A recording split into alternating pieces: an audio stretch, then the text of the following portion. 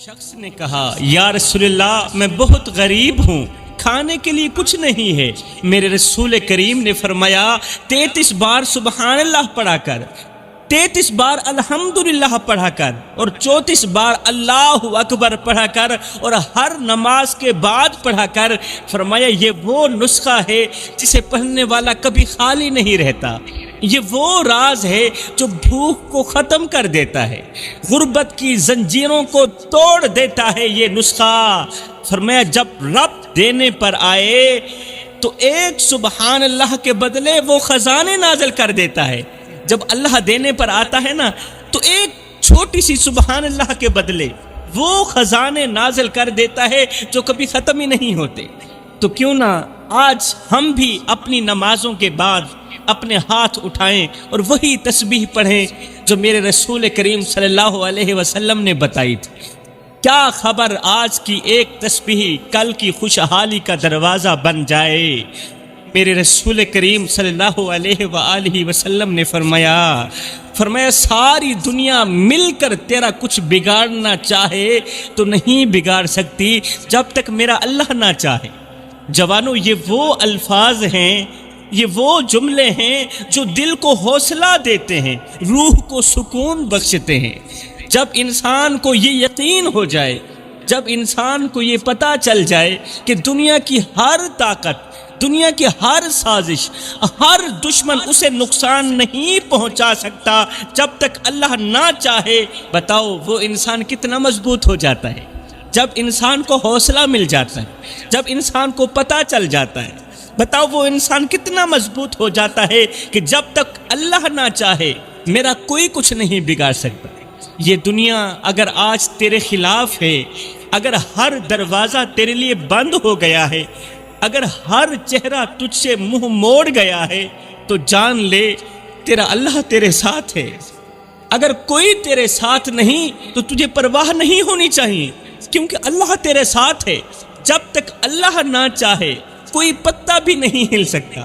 یہ دنیا اگر تیرے خلاف ہو گئی ہے تو کیا ہوا، رب کی نظر اگر تجھ پر ہے تو کوئی تجھے مٹا نہیں سکتا۔ ساری دنیا تیرے خلاف ہو جائے تجھے کوئی ٹینشن نہیں ہونی چاہیے، رب کی نظر اگر تجھ پر ہے تو کوئی دشمن تجھے مٹا نہیں سکتا، کوئی دشمن تجھے ہرا نہیں سکتا۔ دنیا کے چہرے ہمیشہ بدلتے رہتے ہیں مگر رب کی رحمت کبھی نہیں بدلتی۔ تو ہاتھ اٹھا، اللہ کا نام لے اور اپنے دل کی دنیا کو سکون سے بھر دے۔ دل کی دنیا کو سکون سے بھرنا تیرے اپنے ہاتھ میں ہے، بس ایک بار ہاتھ اٹھا کر اللہ کا نام تو لے۔ کچھ لوگ سمجھتے ہیں کہ وہ تیرے نصیب کو بدل سکتے ہیں مگر انہیں نہیں پتا کہ تیرے نصیب کا قلم تو اللہ کے ہاتھ میں ہے۔ وہ چاہے تو پل بھر میں فقیر کو بادشاہ بنا دے اور بادشاہ کو فقیر بنا دے، یہ تو میرے اللہ کے ہاتھ میں ہے۔ میرا اللہ کبھی دے کر آزماتا ہے اور کبھی لے کر آزماتا ہے۔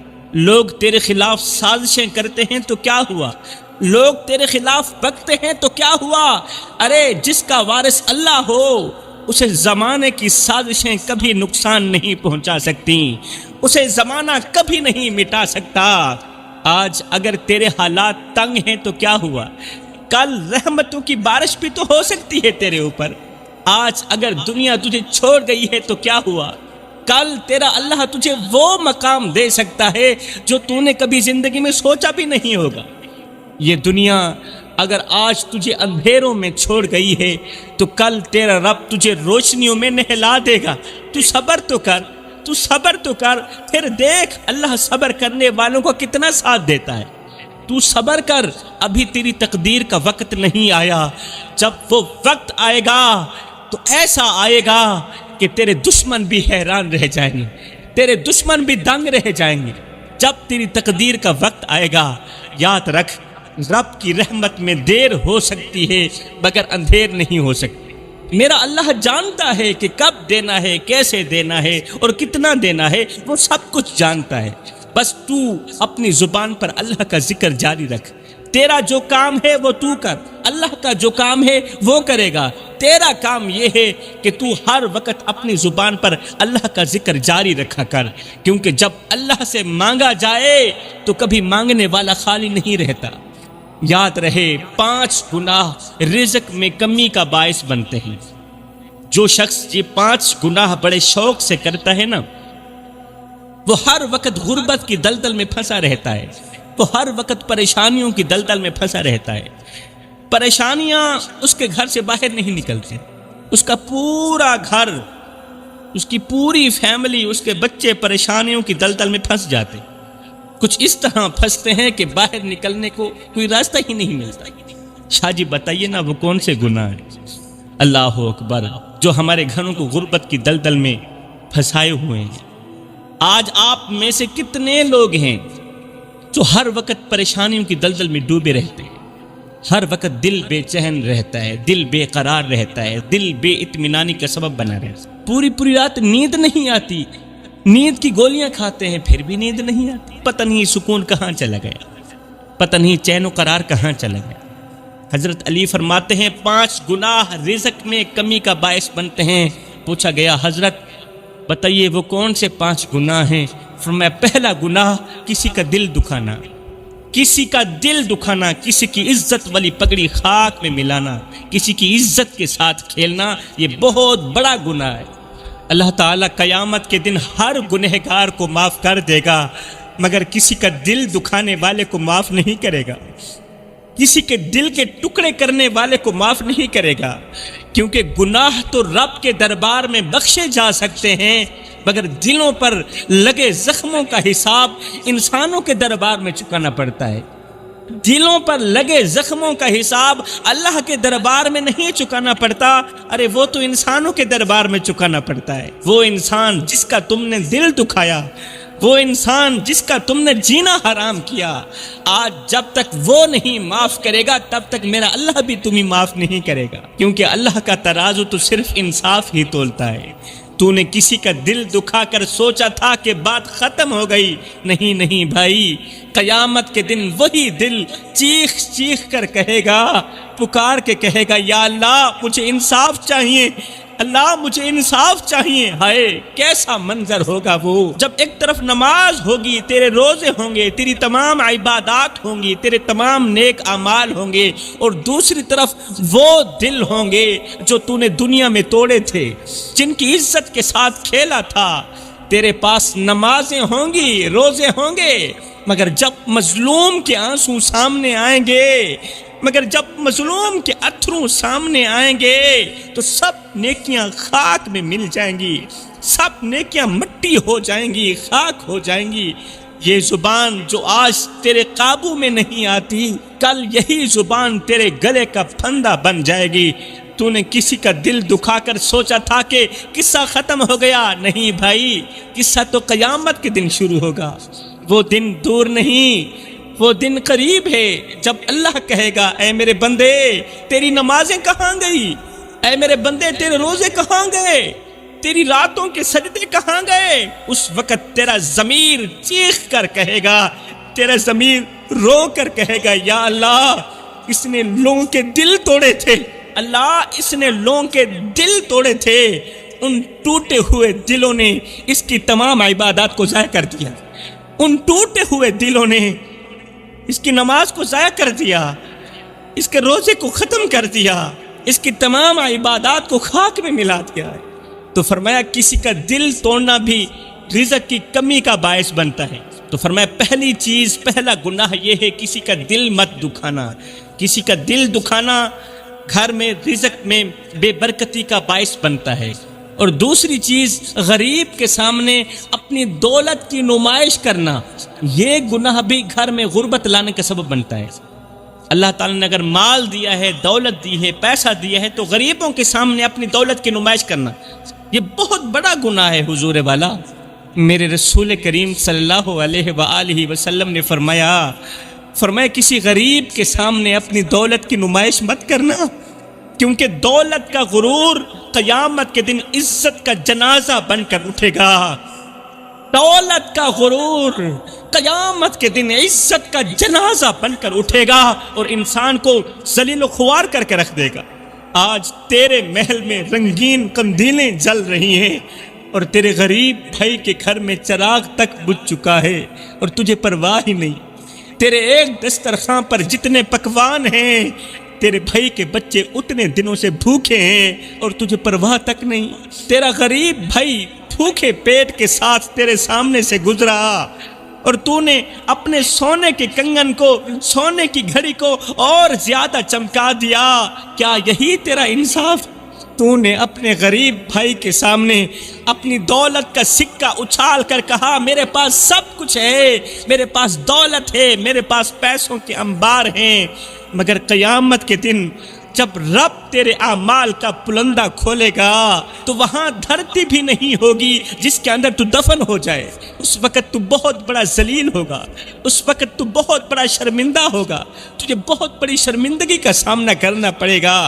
جوانوں، یہاں پر میں تمہیں ایک سبق آموز واقعہ سناتا ہوں۔ ایک ظالم بادشاہ نے اپنے سپاہیوں کو حکم دیا کہ میرے سامنے اس فقیر کو لے آؤ جو روزانہ میرے محل کے دروازے کے سامنے بیٹھ کر اللہ کا نام لیتا ہے۔ یہ جو فقیر ہے نا، جو روزانہ میرے محل کے گیٹ پر بیٹھ کر اللہ کا نام لیتا ہے، اس فقیر کو میرے پاس لے کر آؤ۔ ظالم بادشاہ نے حکم دیا۔ سپاہی دوڑتے ہوئے گئے اور فقیر کو پکڑ کر بادشاہ کے سامنے لائے۔ بادشاہ نے غرور بھرے لہجے میں کہا، تکبر بھرے لہجے میں کہا، اور تو روز محل کے دروازے پر بیٹھ کر اللہ کا نام لیتا ہے، کیا تو نہیں جانتا کہ اس سلطنت کا مالک میں ہوں؟ اس سلطنت کا مالک اللہ نہیں ہے، وہ تو میں ہوں۔ فقیر نے مسکرا کر کہا کہ میں اللہ کے سوا کسی اور کو مالک نہیں مانتا، میں اللہ کے سوا تو کسی اور کو جانتا تک نہیں ہوں، تو کہتا ہے اس سلطنت کا مالک میں ہوں۔ یہ سنتے ہی بادشاہ غصے سے لال پیلا ہو گیا کہ فقیر کی جرت کیسے ہوئی اتنا بولنے کی۔ بادشاہ نے حکم دیا کہ اسے قید خانے میں ڈال دو اور کل صبح ہوتے ہی اسے پھانسی دے دینا۔ فقیر نے اتنا کیوں کہا؟ اسے قید خانے میں ڈال دو اور کل صبح ہوتے ہی اسے پھانسی دے دینا۔ بادشاہ کے حکم کو سر آنکھوں پر رکھا گیا، اسے قید خانے میں ڈال دیا گیا۔ رات کو ایک سپاہی فقیر کے پاس آیا اور بولا کل تیری موت کا دن ہے، کوئی آخری خواہش ہو تو بتا دو، کل تو مرنے والا ہے، کل تیری زندگی کا آخری دن ہے، آج کی رات تیری زندگی کی آخری رات ہے، کوئی خواہش ہو تو بتا دو۔ فقیر نے کہا کہ میری خواہش یہ ہے کہ بادشاہ سے کہہ دینا کہ جب میں مر جاؤں تو میرے ہاتھ باندھنے کے بجائے کھول دینا اور میرے کفن سے باہر نکال دینا۔ جب میں مر جاؤں نا تو میرے جو یہ ہاتھ ہیں یہ باندھنے کے بجائے کھول دینا اور میرے کفن سے باہر نکال دینا۔ سپاہی نے حیران ہو کر پوچھا کہ آخر کیوں؟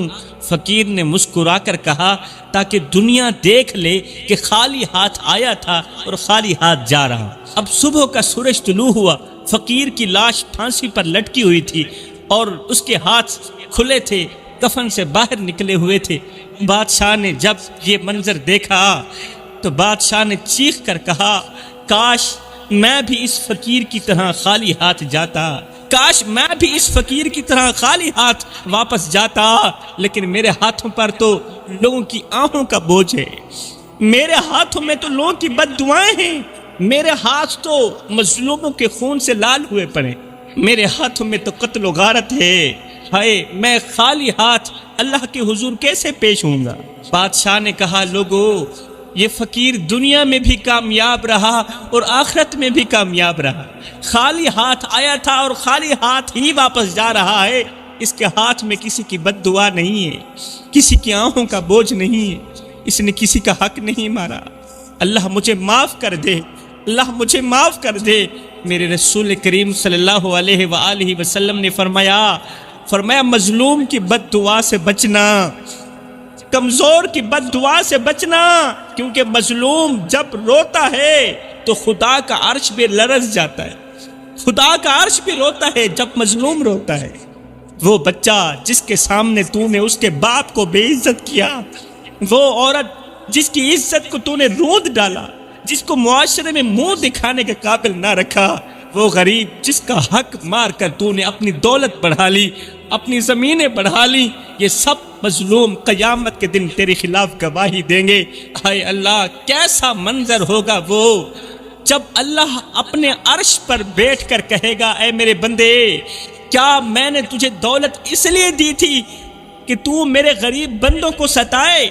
کیا میں نے تجھے طاقت اس لیے دی تھی کہ تو میرے بندوں کا حق مارے، ہائے اس وقت تو روئے گا، اے بندے اس وقت تو چیخے گا، چلائے گا، شرمندہ ہوگا، لیکن اس وقت معافی نہیں ملے گی، اس وقت معافی نہیں ملے گی، کیونکہ مظلوم کی آہ رب کے دربار میں پہلے ہی پہنچ چکی ہوگی۔ ایک دن حضرت موسیٰ علیہ السلام نے اللہ تعالیٰ سے عرض کی، یا اللہ، اگر کوئی شخص زمین کے درختوں کو کاٹ کر تیرے نام کے کلمے لکھے، اگر کوئی شخص زمین کے تمام درختوں کو کاٹ کر، زمین کے سارے درختوں کو کاٹ کر تیرے نام کے کلمے لکھے، سمندروں کے سارے پانی کو سیاہی بنا کر تیری حمد و ثنا کرے، اور زمین کے ہر ذرے کو سجدہ گاہ بنا دے، اتنی بڑی عبادت کرے، اتنے بڑے اچھے اعمال کرے، اتنی بڑی نیکیاں کرے، مگر وہ ایک چونٹی کو بے وجہ کچل دے، اتنا بڑا عبادت گزار اگر ایک چونٹی کو، چھوٹی سی چونٹی کو بے وجہ کچل دے تو کیا تو اسے معاف کر دے گا؟ اتنے بڑے عبادت گزار کو چھوٹی سی کوتاہی کی وجہ سے تو اسے معاف کر دے گا؟ اللہ تعالیٰ نے فرمایا، اے موسیٰ، اگر وہ چونٹی کے ایک قطرہ خون کا حساب نہ دے سکا، اتنا بڑا عبادت گزار، اتنا بڑا متقی پرہیزگار، اگر وہ چونٹی کے ایک قطرہ خون کا حساب نہ دے سکا تو اس کی ساری عبادت اس کے گلے کا توق بن جائے گا۔ پھر میں اس کی عبادت کو نہیں دیکھوں گا، پھر میں رب اس کے روزوں کو نہیں دیکھوں گا، اس کی ساری عبادات، اس کی تمام نیکیاں اس کے گلے کا توق بن جائے گی اگر اس نے جان بوجھ کر ایک چونٹی کو بھی کچل دیا تو، کیونکہ میں رب ہوں اور میرے دربار میں عبادت سے پہلے انصاف کا پلڑا تولا جاتا ہے۔ جوانو، کیا تم نے کبھی سوچا ہے کہ ایک چونٹی جسے ہم نظر انداز کر دیتے ہیں، اس چونٹی کے خون کا قطرہ بھی اللہ کے ترازو میں وزن رکھتا ہے؟ پھر اے انسان، وہ دل جو تیری تلخ باتوں سے ٹوٹ گئے، وہ دل جو تیری بے وفائی سے ریزہ ریزہ ہو گئے، کیا وہ دل اللہ کے میزان میں وزن نہیں رکھتے؟ کیا وہ دل اللہ کے ترازو میں وزن نہیں رکھتے؟ ایک چھوٹی سی چونٹی کا دل اللہ کے ترازو میں اتنا بڑا وزن رکھتا ہے، تو بتاؤ اللہ کے بندوں کے دل کتنے وزنی ہوں گے؟ آج تو نے کسی کا دل توڑ کر کہا کچھ نہیں ہوگا، آج تو نے کسی کے دل پر وار کر کے یہ کہا کچھ نہیں ہوگا، ٹال دیا، مگر قیامت کے دن یہی دل اللہ کے عرش کے سامنے کھڑا ہو کر کہے گا، یا اللہ، یہ ہے میرے دل کا قاتل، اسے کبھی معاف نہ کرنا، یہ ہے میرا دل توڑنے والا، یہ ہے مجھے ہر وقت پریشان رکھنے والا، یہ ہے میری زندگی کا قاتل، یہ ہے میری زندگی سے خوشیاں چھیننے والا، اللہ اسے معاف نہ کرنا، اس نے تو میرا جینا حرام کر دیا تھا۔ اے نوجوان، تو سمجھتا ہے کہ تیرے یہ طنزیہ الفاظ ہواؤں میں اڑ گئے؟ نہیں، وہ الفاظ آسمان کے دربار میں پہنچ چکے ہیں، تیری زبان سے نکلے ہوئے تلخ الفاظ اللہ کے دربار میں پہنچ چکے ہیں، اور تیری بربادی کا وقت بہت قریب ہے، کیونکہ جو کسی کو رلاتا ہے وہ ساری زندگی روتا ہی رہتا ہے۔ اے نوجوان، تو دنیا کا انصاف خرید سکتا ہے مگر اللہ کی عدالت نہیں خرید سکتا۔ جتنا بھی مالدار بن جائے، تو جتنا بھی امیر بن جائے، تو جتنا بھی طاقتور کیوں نہ بن جائے، تو دنیا کے انصاف خرید سکتا ہے، دنیا کی عدالتیں خرید سکتا ہے، مگر اللہ کی عدالت نہیں خرید سکتا۔ کل جب اللہ کہے گا، اے میرے بندے، تیری نمازیں کہاں گئی، تیرے روزے کہاں گئے، تیرے سجدے کہاں گئے، تو اس وقت تیری عبادتیں چیخ چیخ کر کہیں گی، تیری نمازیں چیخ چیخ کر کہیں گی، یا اللہ، اس نے دل توڑ کر رکوع کیے تھے، یا اللہ، اس نے زبان سے گالیاں دے کر سجدے کیے تھے۔ جب تیری عبادت ہی گواہی دینے لگ جائے گی تو پھر اللہ کی رحمت تو ویسے ہی تجھے ٹھکرا دے گی، پھر جہنم کے دروازے تیرے لیے کھول دیے جائیں گے۔